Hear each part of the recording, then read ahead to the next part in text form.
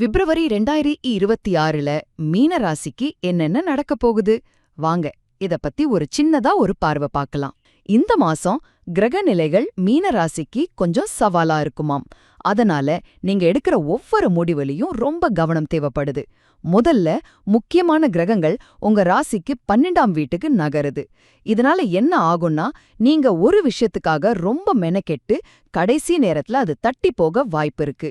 உதாரணமா, ஒரு சொத்து வாங்கணும்னு பணம், நேரம் எல்லாம் செலவு செஞ்சுட்டு திடீர்னு வேண்டாம்னு நீங்களே பின்வாங்க தோணும். சோ அவசரப்பட்டு அட்வான்ஸ் எதுவும் கொடுத்துறாதீங்க.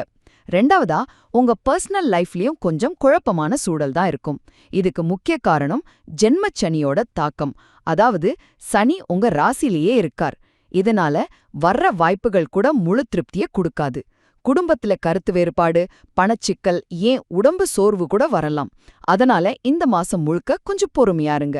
கடைசியா, உலக அளவுல ஒரு முக்கியமான கிரகச் சேர்க்கை நடக்குது.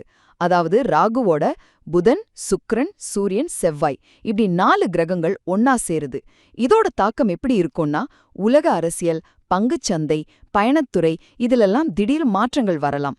குறிப்பா நீங்க வெளிநாட்டு பயணம் ஏதாவது பிளான் பண்ணியிருந்தா ரொம்ப கவனமா இருக்கணும். மொத்தத்துல பிப்ரவரி 2026 மீன ராசிக்கு பொறுமையும் நிதானமான சிந்தனையும் ரொம்ப அவசியமான மாசம். முக்கியமா பெரிய முடிவுகள் எடுக்கும்போதும் பயணத்திட்டங்கள்லயும் கூடுதல் கவனம் தேவை.